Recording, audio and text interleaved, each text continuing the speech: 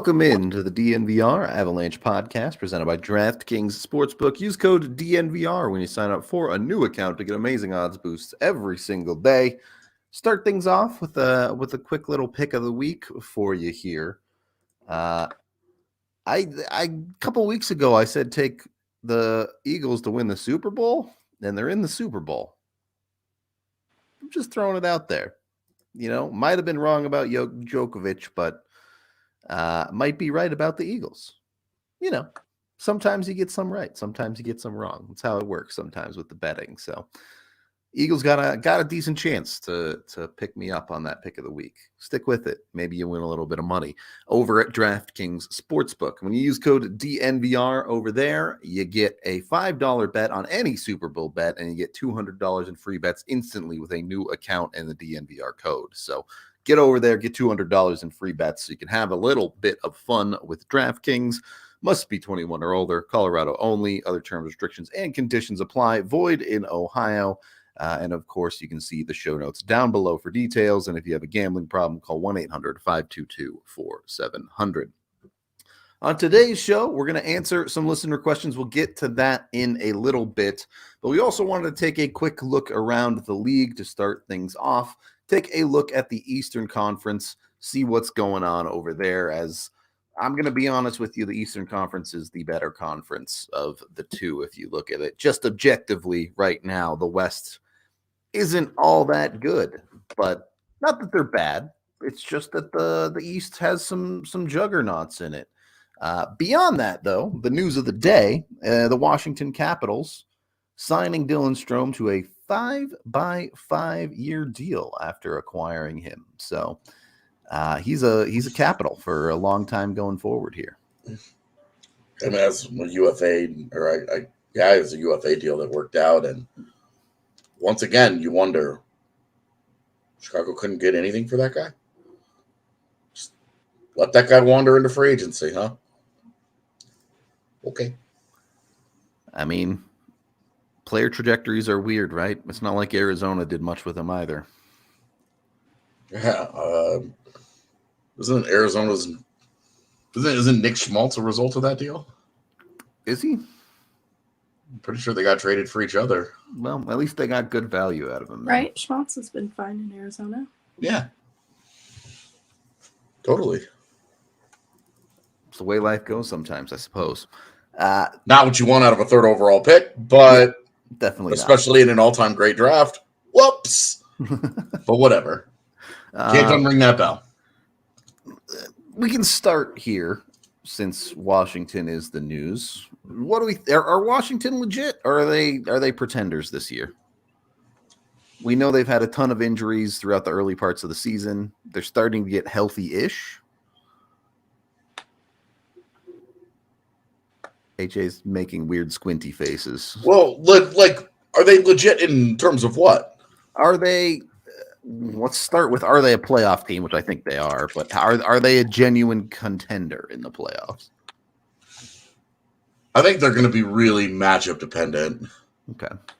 But I mean, are you comfortable in a 7-game series against, if they do get healthy, and Backstrom and Wilson are in that lineup, are you comfortable against that team? Darcy Kemper playing well? I'm as who? As Colorado? No, I mean anybody. If you're the Carolina Hurricanes or the Boston Bruins and you're rolling into round 1 and that could be your wild card matchup, are you comfortable? I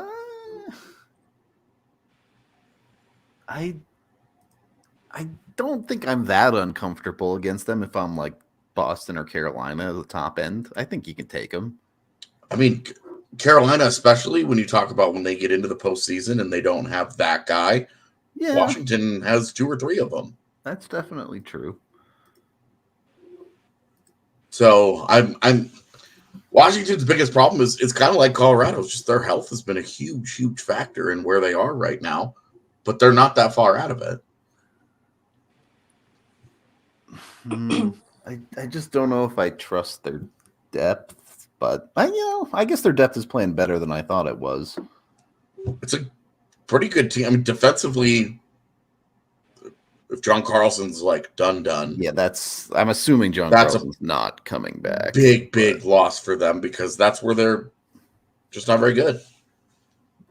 Overall, the production has left me wanting a little bit at this point in the season, but even reflecting on the recent Caps-Avs game sort of before the break, that was a Caps team that wasn't at 100% because they have been dealing with injuries, and it was still a competitive team. And so imagining them fully healthy, I do think it gets better from this point on for them. That I would personally, like if I was a Boston or a Carolina, not view it as too easy. Though I do think Darcy Kemper in the playoffs is still a little bit of an unknown. We saw some really great moments from him with the Avalanche, but then he was also harmed by injury. So we didn't get to see what he's fully like in playoff mode and on. That's also just a question mark. It could be honestly one of their biggest strengths in a playoff run, Darcy Kemper's performance in that. It just remains a little bit of a mystery because he was hampered by injury the way that he was. Yeah. And if you're Carolina and you're looking at potentially facing Darcy Kemper in round 1 of the postseason, and Alex Ovechkin and the rest of the Caps, healthy or not, would you rather that or would you rather Craig Anderson and Ukko-Pekka Luukkonen in Buffalo? Two very different scenarios there, isn't it? Yeah. Now, to be fair, Buffalo isn't even in right now. It's still Pittsburgh would have that second wild card at this moment. But I mean, you're talking Florida, the Islanders, and the Sabres aren't in that spot right now, but they're within a couple of points. Definitely. So, I would say they're all still in that wild card conversation, and until Washington is fully healthy, I mean, they go into the break 4-6 in their last 10. So it's not like they're lighting it up here. They're not pulling away from anybody. My question when you're looking at that conversation of who Carolina plays is less, can they get a better team in the wild card, and more, is it even possible for them to track down Boston? You're talking about they're 7 points back of Boston. Obviously, there's just no way what Boston did in the early parts of the season continues. Now, they did lose 3 of their last 4, I believe, but is Boston genuinely this legit, or are we going to see them become a real normal hockey team in the second half? I think their normal is still pretty good. I think they have a lot of solid pieces. Like, I have been a bit defensive of Jim Montgomery lucking out behind the bench with the team in front of him and the start that they've had, but I do think it is a combination of all of these things together. I don't think it's sustainable. What are they at 83 points, 51 games in? Yeah. I don't know if it's just sustainable to that capacity at that pace, but I do think they've had some pretty decent goaltending. They're getting a lot out of Pasternak this season, and I do think Jim Montgomery is a little bit of a secret weapon in terms of the command that he brings behind the bench, the in-game adjustments he can make to sway the pace of a game, and his ability to get the most out of his players. It's not something that Meghan Angley, am only touting. Like, this is something Logan O'Connor has said translates well at the NHL level for Jim Montgomery, and I do think they have a lot of reason to continue performing well. It would be really tough to me for them to continue giving up as few goals as they have. I will just say, just from the statistical point of view here, because I do agree with Meghan that Jim Montgomery is like Fabu, and if the Avs were ever going to move off of Jared Bednar after last season, to say they don't win the Stanley Cup, that was the guy that I was like, please don't get a job, because bringing him back to Denver would have been a fun story. But they won the Stanley Cup, and so it didn't end up being a story. Anyway, Boston's PDO is sky high as a team at 5v5. We talk about Seattle and how Seattle's coming back to earth and they're going to crash or whatever, but their PDO is sky high. Not like it's a touch above, average here, or it's just a really good team executing at a really high level. No, it is astronomical. It's coming down. How do they continue to win games when they come down? Instead of winning 5-2 over Toronto, does that mean they win 3-2? Maybe.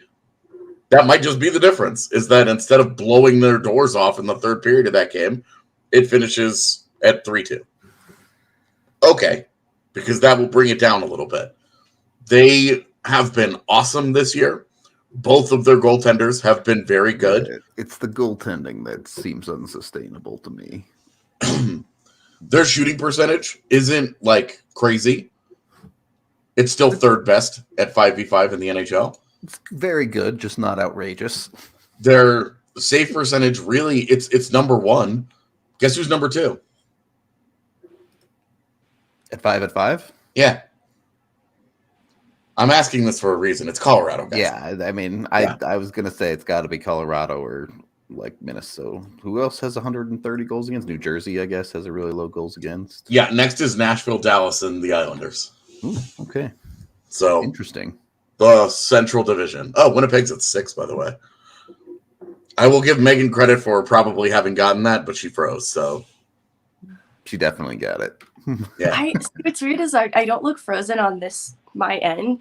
It seems to be moving really well, but yesterday people were saying I had dial-up internet, and I couldn't see what they meant. That was really frightening because you were still frozen and just started talking.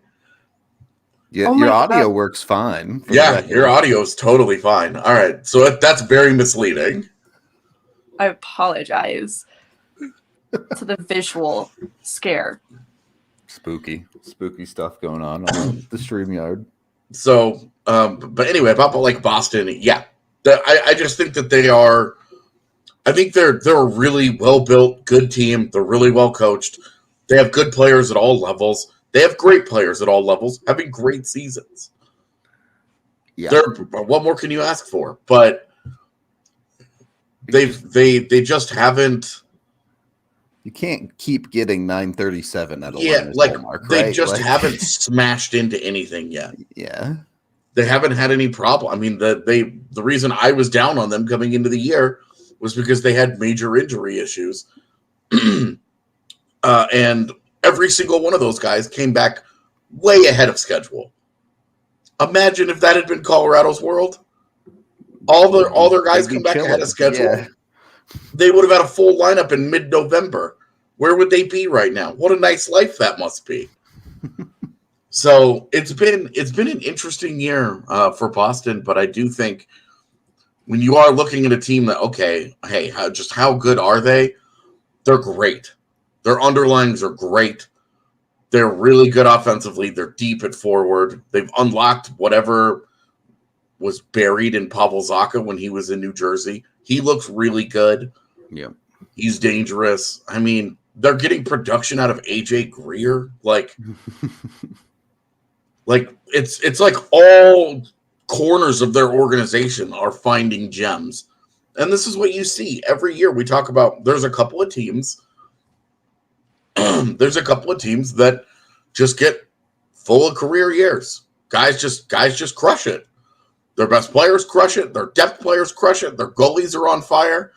Every year you get a couple of teams where things just work for them. Right now, Boston is doing it better than we've seen a team do it in a long time. Outside of last year's Avs for 60 games. The interesting thing with Boston is if they were playing in the West, I don't know that there's any teams that I would feel confident could stop them.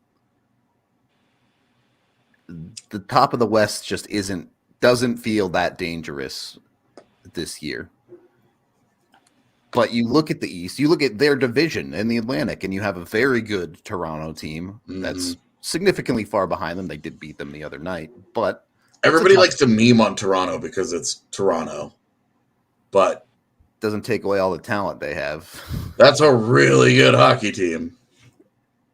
You have down the line from that Tampa Bay, who isn't having the best year ever, but easily a playoff team and have the pedigree, of course, of making 3 Stanley Cup finals in a row. Yep, that's a team. They are 24-1 at home. That's pretty good. Like, if you're going to be 500 on the road, just don't lose at home is a good way to be. We already talked about Carolina and Washington in the Metro. You also have the new up-and-comers of New Jersey, who seem like they've finally put it all together this year. We're also extremely hot at the start of the year. And then you have New York, who has kind of clawed their way back from what was a bit of a slow start for them. So it's just a bloodbath over there. Way too early predictions. Who you got coming out of these two divisions? Is the top three? Yeah. Well, I think the Atlantic is done. Yeah, it'd be pretty tough even for Buffalo to catch anybody. Unseat Lightning. What's that? Oh, yeah, it would be tough for Buffalo to unseat the Lightning. Yeah. So I think- in the Metro, there's a battle, right? You have the Rangers, Washington, and Pittsburgh. You could even throw the Islanders in that conversation, all fighting for that third spot. Oh, New Jersey has an 8-point lead. They could come back too, for sure. New Jersey has an 8-point lead on Washington, and they have 4 games in hand on the Caps. Like, I don't know that the Caps can catch that. I'm never going to say never, but it's not easy for sure. The Devils started out obscenely hot, and then they were okay for a little while, but they go into the break 8-1-1. Yep. Like, they're good, guys. I don't Vitek Vanacek is it. He's just good. Jesper Bratt is good. You know who's Jesper Bratt rules? The Brat Pack is annoying.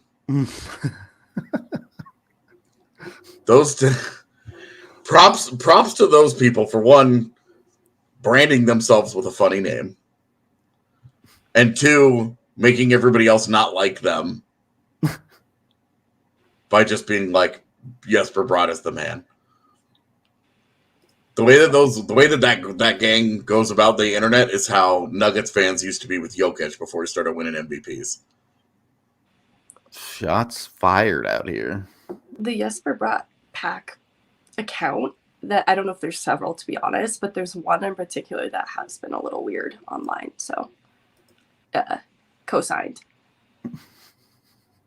All right. Just take it down a notch, guys. The guy's great. Isn't that enough?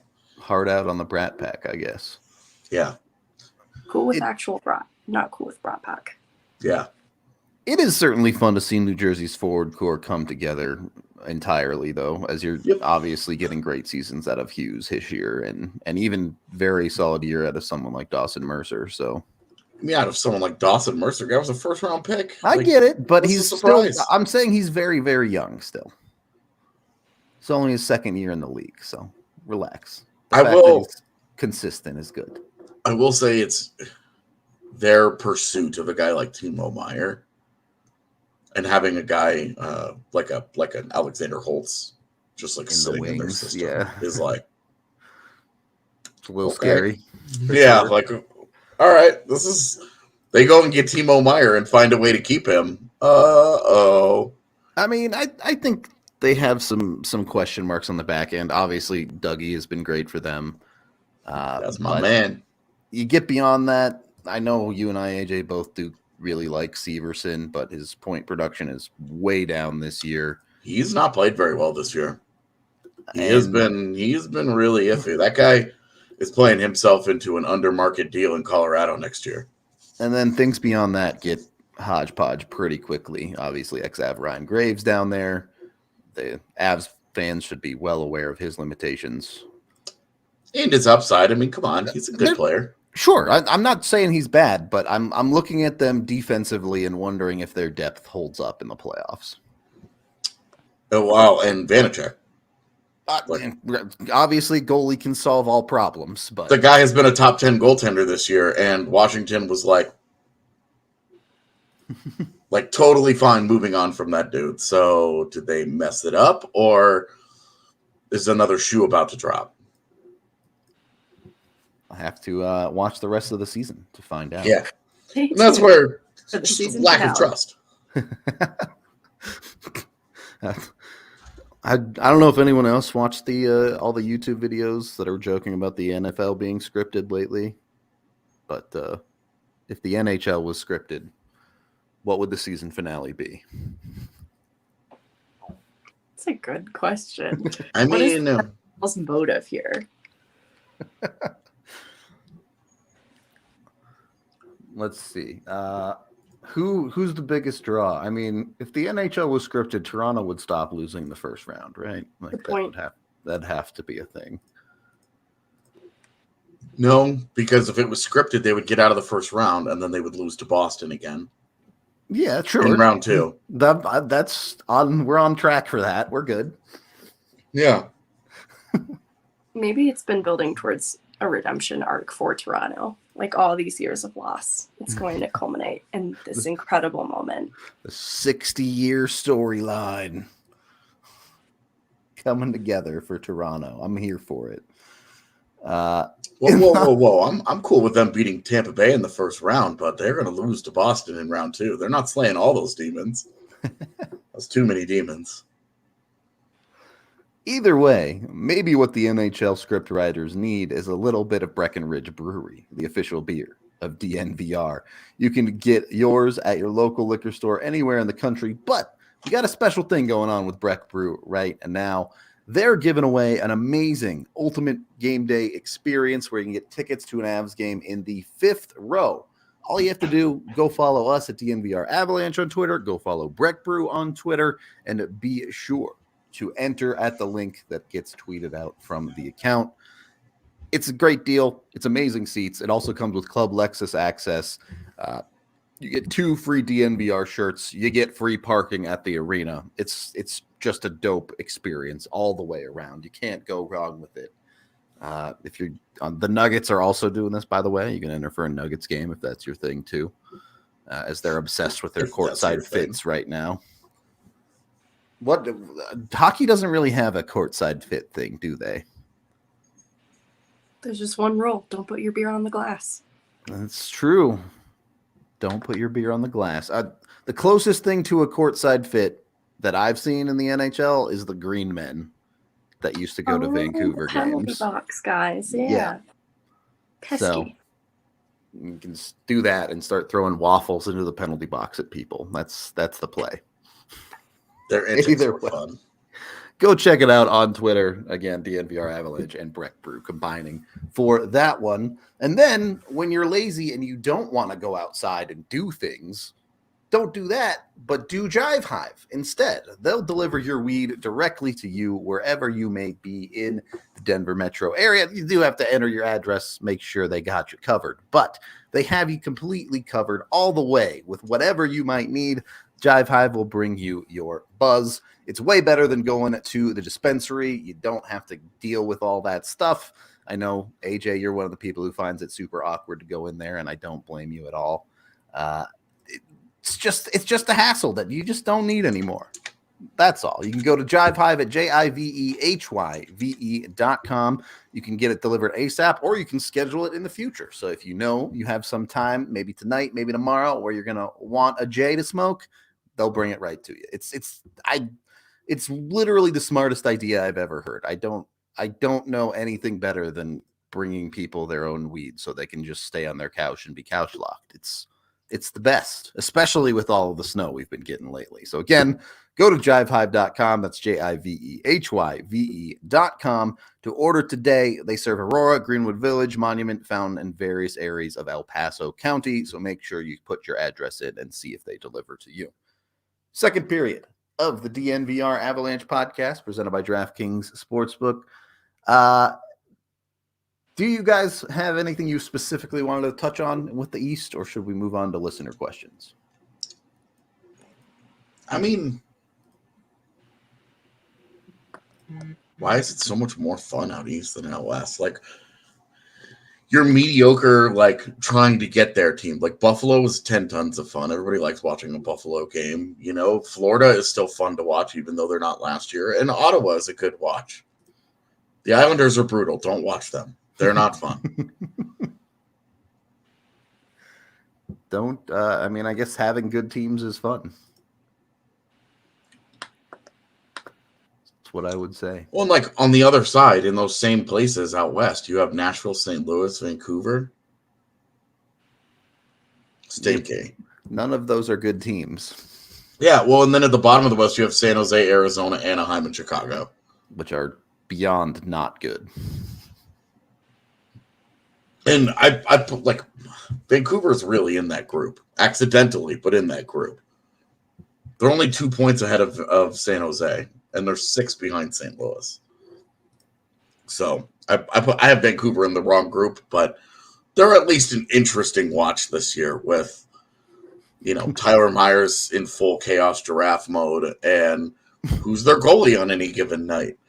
And their forward core is fun. Like, it's talented enough. And who's JT Miller going to scream at next?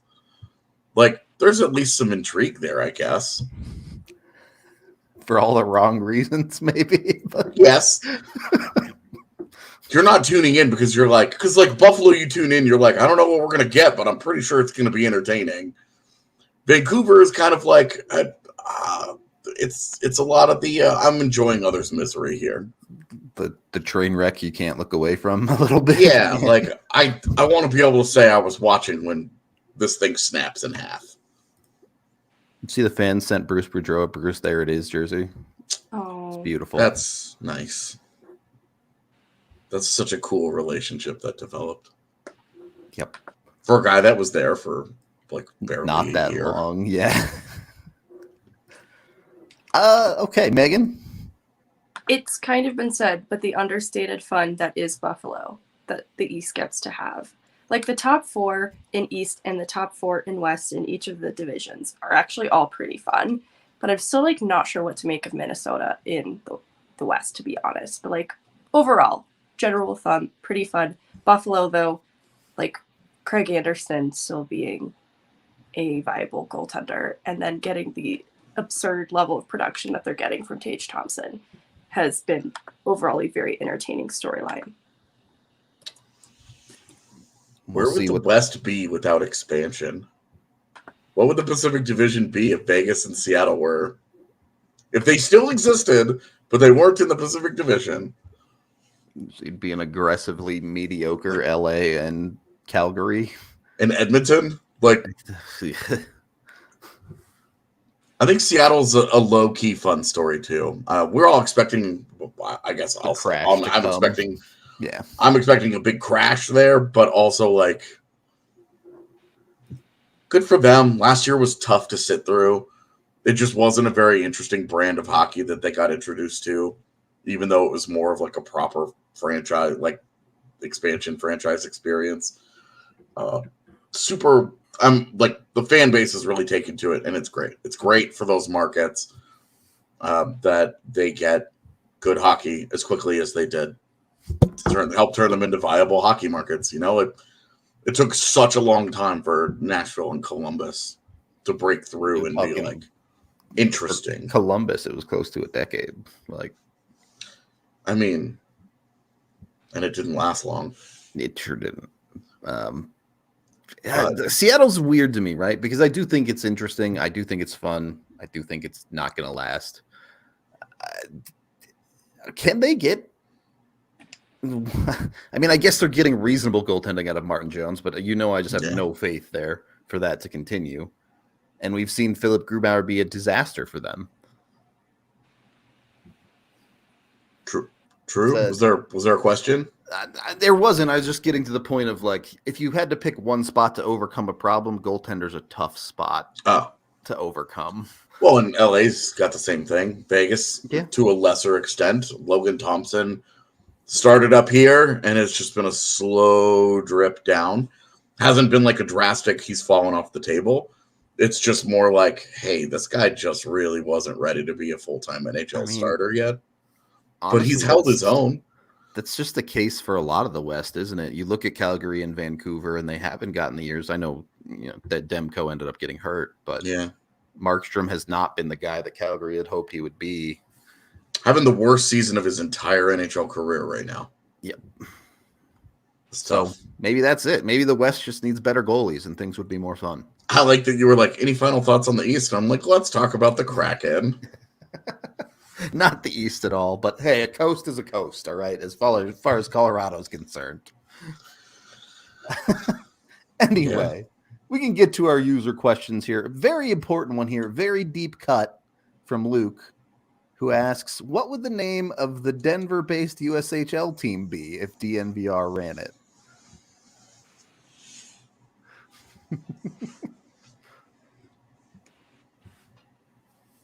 I don't know. Does it have to even relate to Colorado? I could be whatever you want. I have no idea. Rocky Mountains Coast. Sergio's. The Cerritos. Sergio. Shout out Sergio, the long lost Mario brother. Someone tweeted at me we should name it the Extreme. Yeah. Yeah, that was my initial instinct, was Rocky Mountain Extreme, and have it just come full circle. We could bring back the Cutthroat name. Oh, No. yeah. I'm good. I want something more menacing than a trout. I mean, Cutthroats is a great name. Just change the mascot to a pirate, and it means something very different. Because I do want to be clear that it has to be menacing. We need a menacing team. Whatever All right. we get done. So it could be a unicorn as long as it's menacing. We could be the menacing unicorns. The menacing unicorns. I could be sold on that. Okay, but the mascot isn't a unicorn; it's a narwhal. The narwhal. It's cool with me. The howlers. I like that. The Thunderbirds. The Thunderbirds already have their legacy. They're the Colorado program. I think that one would be tough to slip by the lawyers, the Thunderbirds. The actual. Is there like a Pokemon evolution of what a Thunderbird becomes when it's bigger? Zapdos. Yes. A tornado bird. Tornado bird. A hurricane bird. I'm just trying to level up the weather. Oh, I like it being a little weather related too for the Avalanche. Like if there's something to be done there. Every time I refer to the Avalanche as a weather event, I get somebody that gets snarky and tweets at me and like, Okay, that's fair. but I'm like, kinda. There are naturally occurring avalanches. Yeah, I don't know what to call an avalanche. I don't know. The snow Bigfoot. I love this. The Colorado 300 sunny days a year. The Shady Rays. The shady. There you go. Perfect. We have our sponsor patch ready to go. I like the snow Bigfoot. I think that's fun. Me too. All right, we can move on to our next one here. Let's see. What would your ideal NHL season schedule look like? This can include number of games, changing the start and end dates, etc. I would say about 70-ish games. Could definitely cut off like 10 to 12 games, and I think it would be better. I don't really have a problem with the start date. However, it might be in hockey's best interest to try and avoid the NFL entirely with their scheduling. Yeah, obviously no back-to-backs would be better for everyone, but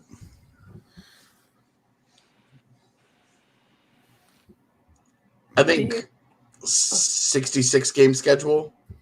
sure. And I've always thought that the Winter Classic should be the first game of the year. I'm down.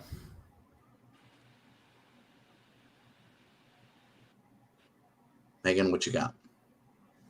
I am not crazy about the push for more international games. I do think they're really disruptive to the schedule, unless they had some sort of additional accommodation like fewer games in the regular season, so that there are some breaks that are offered within the season, or even just fewer games in the season. I think we're all pro that. And this would give the league more opportunity to reevaluate, as we talked about, events like the All-Star Game, because I do know the importance of having 82 games is the hope that people will be interested. But I do think that in seeing the numbers we're seeing with NHL's viewership go down, this is a greater conversation that the league needs to be mindful of generally, how to better market the NHL all year long. And I don't know that 82 games is the solution, and that is something that might be a part of it, though, is reevaluating the number of games and how to maximize the games that they do play, the order in which they play. I do think having something like a Winter Classic at the beginning of the season is a great suggestion to draw interest from the jump. Building off of this, chat mentions Winter Classic weekend with like 5 games. How about Winter Classic weekend where you have an AHL game, you could have a college game, and then you have a WJC game, and then it finishes with the first game of the NHL season. The weekend opens up. The last game of the weekend is the first of the NHL season, and it's the actual Winter Classic. Here for it. I like it a lot. There has been a lot of talk on Twitter recently of NHL. Just stop scheduling all your games for the same time. Stagger them. Yeah. Every 15 minutes. So you can tune into all of the games if you want, instead of having to pick and choose which ones you want to watch. Don't think that would hurt. We'll leave it at that. Next question, a little bit more of a mechanical one. I keep trying to figure out if the home team or the away team gets to set their stick down on the face-off, first or second. Every time I think I figure it out, it changes. Well, that's because it depends on which zone you're in. Yeah. If you're at center ice, the home team is the one who doesn't have to stick their stick down, but everywhere else, it's if you're in your defensive zone, you have to put your stick down first. Yep. Okay. We can keep moving. I don't know that we have a great answer for this one. Why don't we have tech implemented that measures when a puck and or a skate is on the blue line, vertical plane, to have automatic and instant offside / puck across the line rulings? So, because Hawkeye's been busy perfecting this technology in tennis. So I'm a little bit surprised that they don't have this technology already for the pucks. I can see where the player stuff would be a little bit more difficult because you're getting into a lot of variables with player speed, player size of boot, and having to track those types of things. But I'm pretty darn surprised we don't have puck tracking properly as like an official thing yet. Yeah. Can someone make a dummies guide to offside? I might be working on that video, but I don't know if it'll be interesting enough for people to actually care. Fun fact, did you know there are 7 subsections to the offside rule in the NHL handbook? I believe it. It's too much. That face Meghan just had that was briefly frozen on was appropriate. Yeah. I don't even know what it was in response to, truthfully. Could have been something from 30 seconds ago. The timing might be a little bit off for sure. Oh, okay. Yeah, this is what I wanted to ask. Am I alone in seeing Makar in for fastest skater competition and being scared? I see fastest skater as the biggest risk for someone to lose an edge and hurt themselves.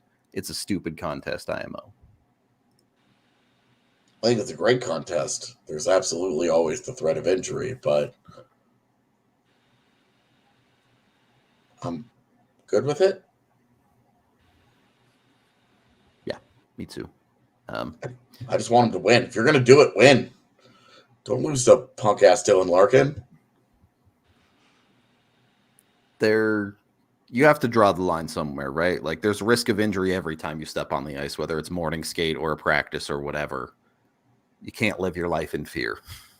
Yeah, well, and it's not like, there's the home run derby in baseball is a real thing where guys who are participating have messed up their swings because they go into the home run derbies trying to have a good showing so they can hit home runs. There's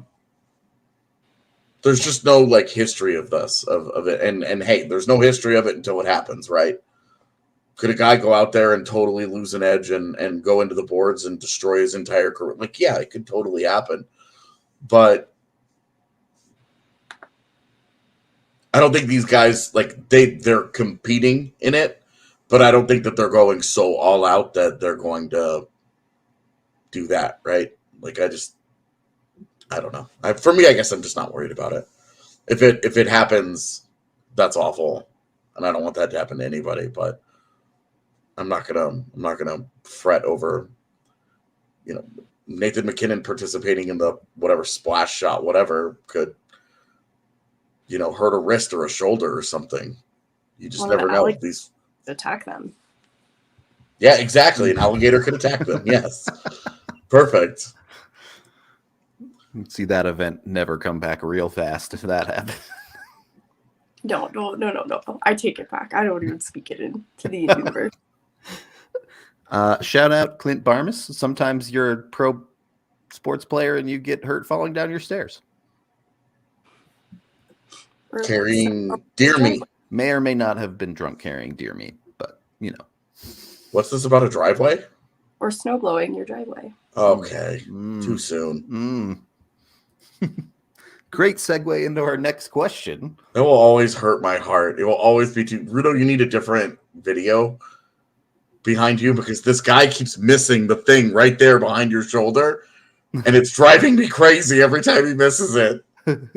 He comes back and gets it. I promise. He'll turn around and he'll get it. Anyway, the segueing into our next question there, excluding, Avs management. Who do you think is the best front office in the NHL right now? Tampa Bay. Remaining so? Julian Breezeball is amazing.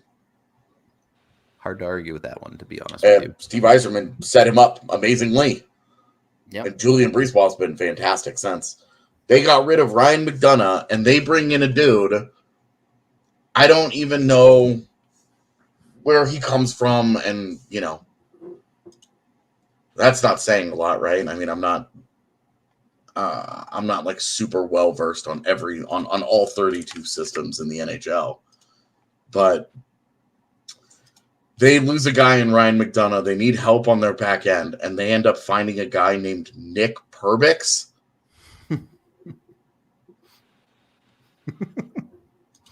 I'm probably not even saying his name correctly, but this is what makes Tampa Bay so tremendous. They just do this all the time. They find value where other teams can't, and they ask guys like, look at what they've gotten out of Corey Perry for $1 million over and over and over, and Pat Maroon, and they get guys to stay on cheap deals. They've convinced guys, hey, take the $200,000 haircut.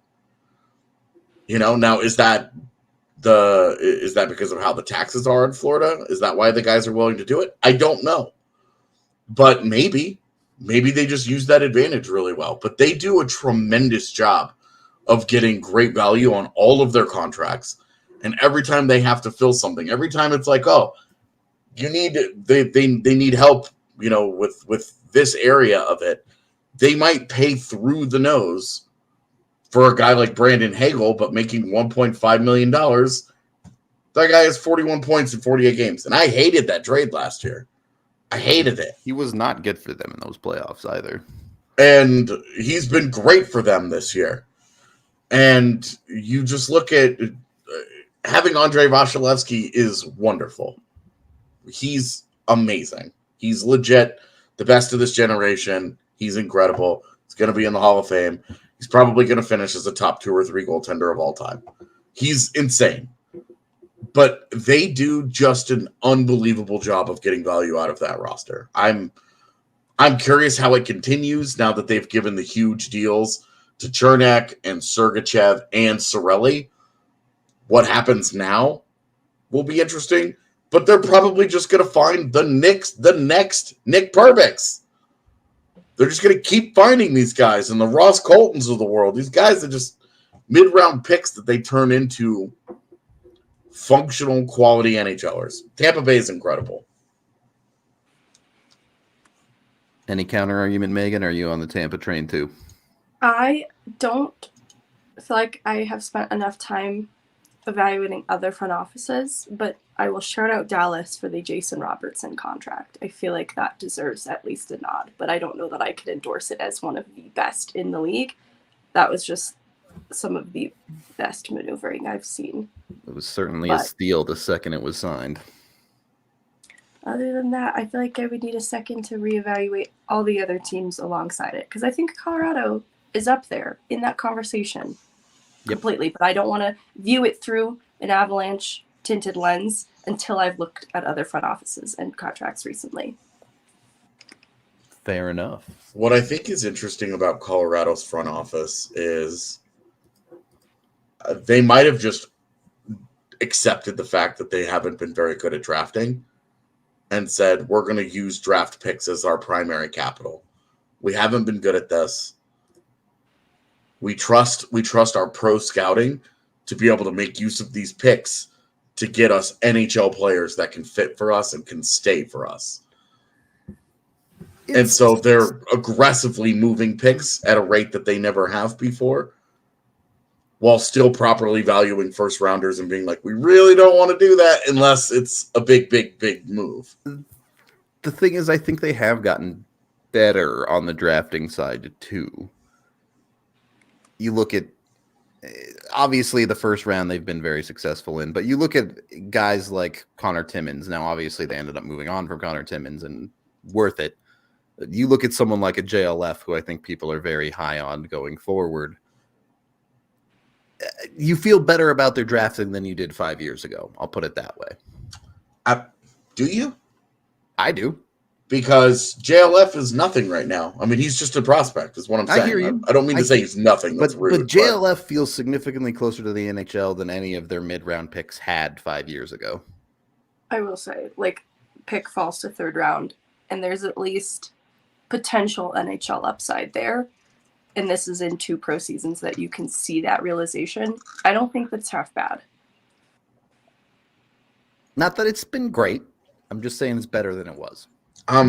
For me, until they get a full-time NHLer, this incremental stuff, I mean, it's not meaningless, but I'm just looking for that result. I'm looking for, let's get an NHL player out of one of these guys. Fair. And if they can continue to be aggressive, if Ben Myers can have success, and they can continue to be successful mining the UFA free agent market, and they can do a good job of getting these guys, getting the Andreas Englund types of the world, guys that other teams have given up on, they put them a year or two in their system, and they get them to play their style of hockey, and they can get some value out of them. The Ryan Graves reclamation projects, like the reclamation stuff is where they've done a really good job versus other teams. They've done a really good job finding guys that fit their style of the game.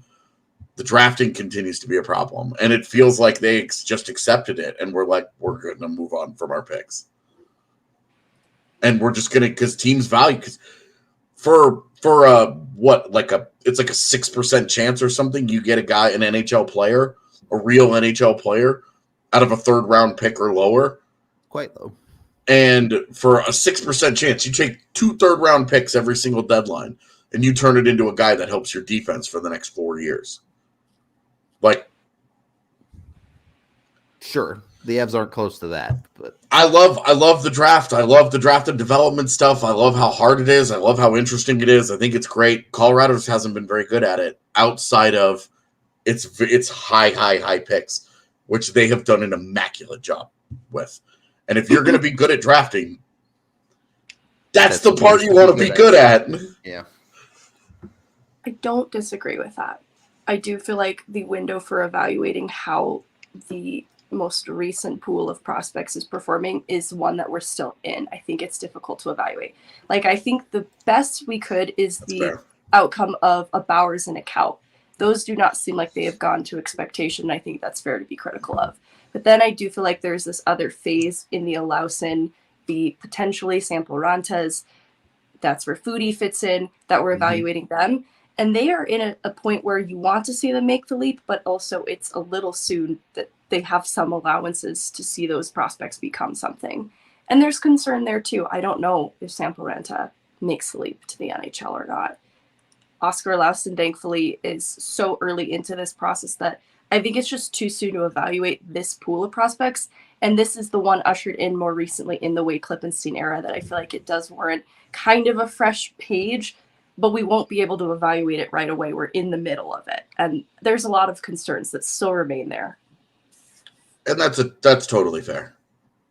I don't mean to make it sound like I'm closing the book on all these guys, because I'm not. I'm just saying until one of them does make a full-time leap, I'm just kind of... All right. I think that's fair. I have the solution. Get all the prospects to drink athletic greens. They'll all make the NHL.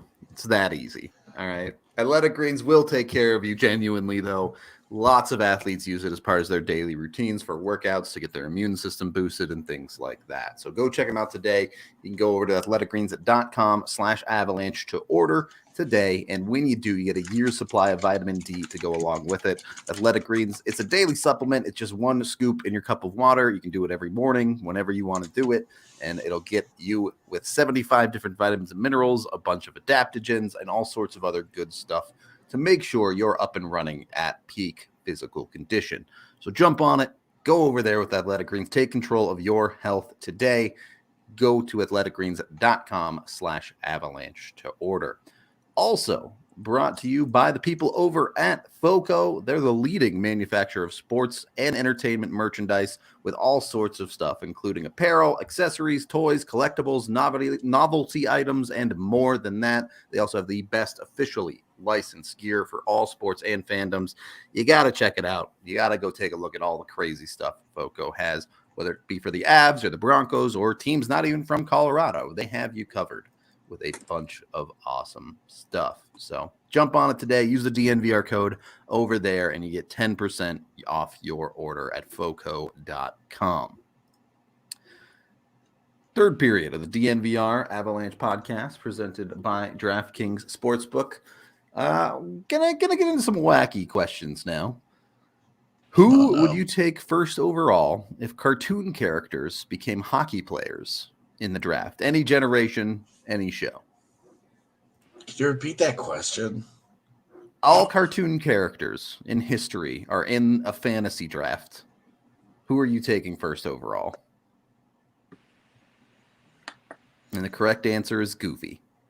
I mean, how does this not start with like the X-Men? I was going to take a Pokemon. What was that? I was going to take a Pokemon.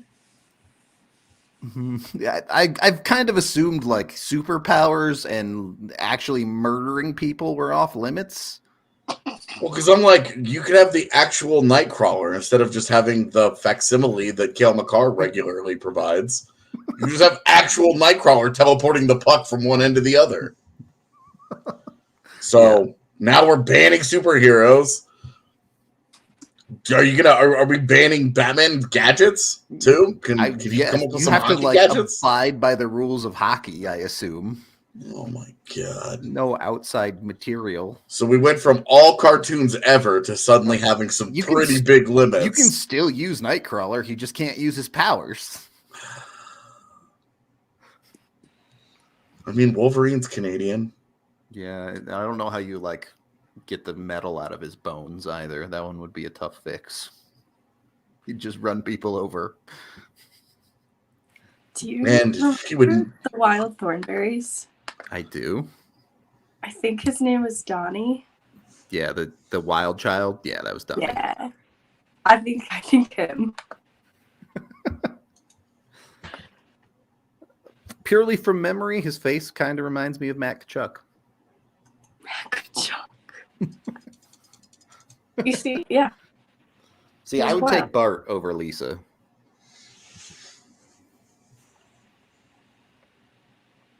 Anime definitely does not count. Definitely not going there. That Beagle balls out on ice. This is what our chat has turned into. Yeah. I love Snoopy. I think he would have some effort-based issues at times, though. I'm not sure Snoopy could play with pace. That dude's definitely taking naps on the bench, for sure. All right. Let's find some other ones. I mean, what about like Darkwing Duck? Yeah, that could be good. feels solid. All right, if I take a street shark, can he like swim around under the ice? Some serious questions that have to be answered to sort out this hockey league. We didn't press you on Goofy enough. There's like a very famous Goofy cartoon where it's called Hockey Homicide, where a bunch of Goofies get together and score like 1 billion goals in a hockey game. Oh my gosh. I've never heard of it. Yeah, it's a thing. Okay, let's see. Oh. Yeah, no one. We're never gonna get the roommate story. You guys need to just accept that. The people who keep asking for it. It's just too long, guys. That's the problem. It's too long. Because I could give you a TLDR version of it, and it would be wildly unsatisfying. We had a lot of questions about trade deadline content, etc. Don't worry, we have a ton of stuff coming over the next month for that. So we will cover everyone you asked about in the tweets. I promise we will get to them all this month. So don't worry about it.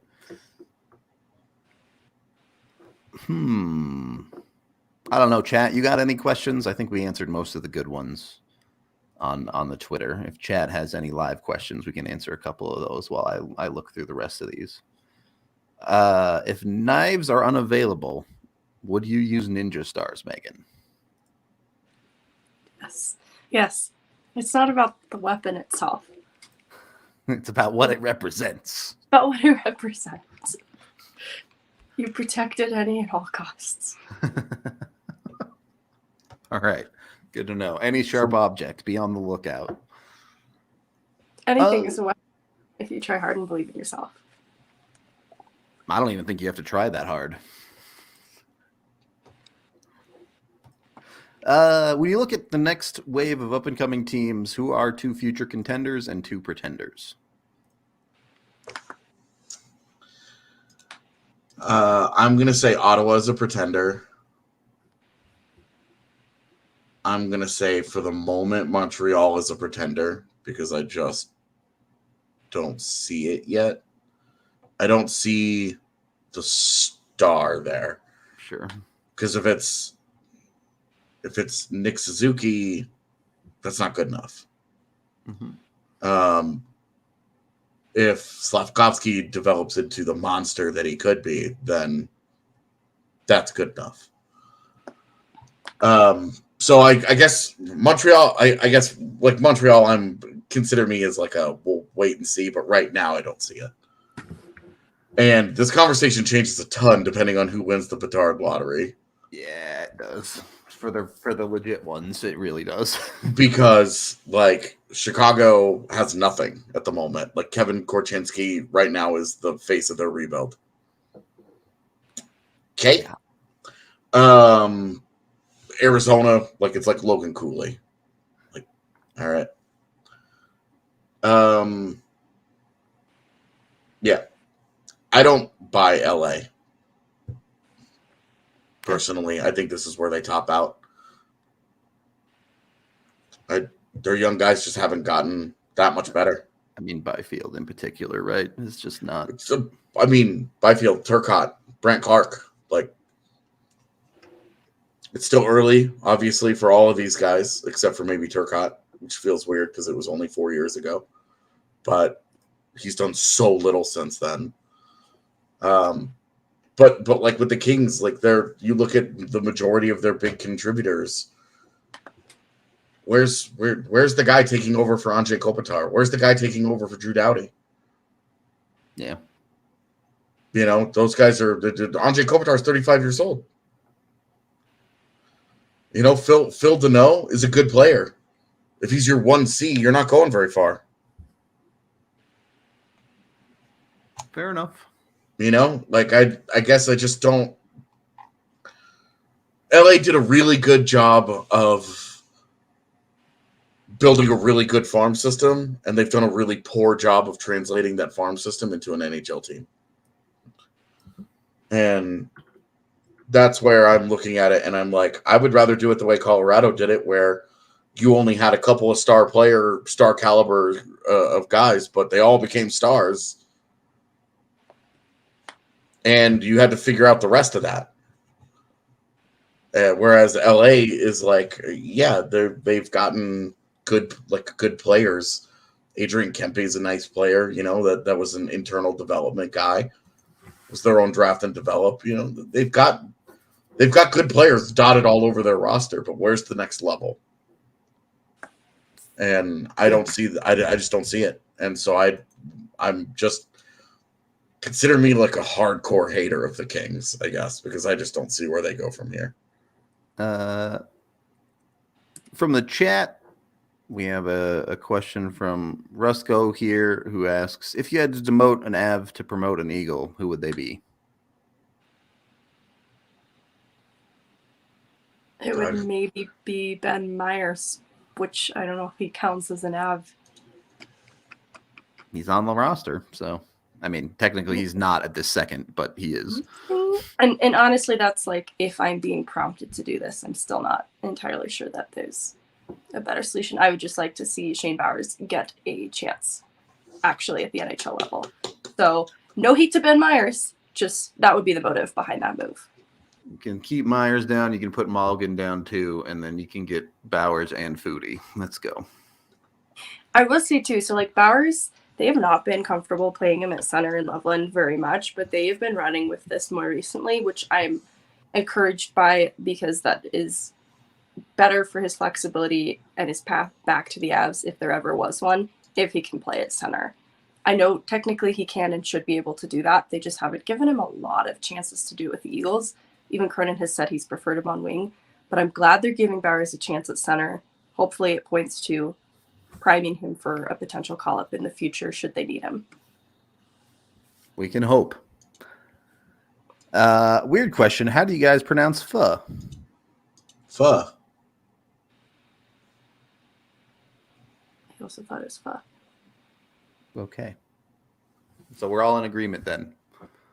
Is this a white people moment? It might be. Are you guys watching the skills comp tonight? I am, at very least. We'll be doing less a watch along and more a skills competition and chill. If you guys want to come hang on the second screen, we'll be live. It's a watch along. I plan on getting drunk during it and being ridiculous. It will be the least professional thing that we would do. Indeed. We will be pushing live on a stream, and then we will just be hanging out with you guys in our apartments or in houses, just drinking and making fun of stupid stuff that happens mostly is what will be going on. Also, all of you guys about Quentin Byfield, where is it? Yeah, Byfield is now on year 3 and it's not gone particularly well. Yeah. Just wanted to shout out Turcotte though. He's had a lot of bad injuries affect this, and that it's the outcome and the end conclusion here is still the same. I just wanted to give him some context that has been difficult for him. Which was always his draft year, that was the one thing, because I loved how smart he was and how fast he was. But the injuries, the guy would just get knocked over by a stiff breeze, and it just sucks that it's continued into pro hockey. But one of those things that when a guy is regularly hurt as a young guy, you're like, I'm nervous about this. And it sucks to see that come to fruition with Turcotte. It has been a bummer, because when he's been healthy in the AHL, he's a really, really good AHL player. For the record, so is Quentin Byfield. And I'm not slamming the door shut that Quentin Byfield's going to be a good NHL player. But I don't know that he's going to live up to number 2. Yeah. Well, and when I say who's taking over for Andrzej Kopitar, if your answer is Quentin Byfield, that's why I'm not sold on the Kings' future. I mean, I'm happy for Gabe Velarde that he's finally healthy and being a real hockey player. But totally. Again, I don't think he's your Kopitar replacement. Well, and a tale of a hot start. Yeah. And a guy that, I would say has slowed significantly since it began this year. Because he had 13 points in October. Yep, he's got 31 now. Yeah, he had 7 in 6 games in January, so that's nice. But He had 5 streaky. points in November and 6 Yeah. points in December, and double-digit games played in each month. So, He's a streaky boy for sure. ooh, how good do you think Luke Hughes is going to be? Megan, thoughts? You can't. Dunk on him. Dunk on him. I think he'll be better than I presently expect him to be. I just know after WJCs, you came away with some feelings. I didn't think he was good, but I will not live and die by WJCs solely. That makes you better than a significant number of NHL scouts. Oh, it's so true. Oh my God, is it true? Luke Hughes, how good do I think he's going to be? I honestly don't know. I think he's going to be a good puck mover, but holy smokes, that defense has a very, very long way to go. All right. On that note, we're going to wrap up the show. We've kept Marissa producing us for far too long as it is. Yo, does Cale Makar win fastest skater tonight? I'm going to say no. Okay. If he does, I'll finish my drink. How about that? We will be going live for the skills competition at 5 p.m. Mountain Time. Same YouTube channel. If you want to come hang with someone to have a silly old time watching it, come hang with us. Also, you can go to the DNVR locker right now, I believe it is. Maybe it's not the locker, but we're doing a party bus takeover on February 25th for Kadri's return to Ball Arena. You can go get your tickets now. When you get the ticket for the game and the bus and everything, it comes with a free DNVR shirt. So why not jump on that? Get yourself a shirt, get yourself a sweet experience at Ball Arena. If you've already got tickets, you can also get bus tickets only for $20. That's cheaper than parking. So you might as well jump on that and come have a good time with us. We appreciate all of y'all. We will be back Monday. I was actually just pulling up Notion. I didn't know if we picked our days off and Yeah, if we that haven't was one. yet. Okay, I didn't know. We'll be back next week. How about that? We have See Monday you- off for the record. There you go. All right. We'll be back Tuesday. See you soon.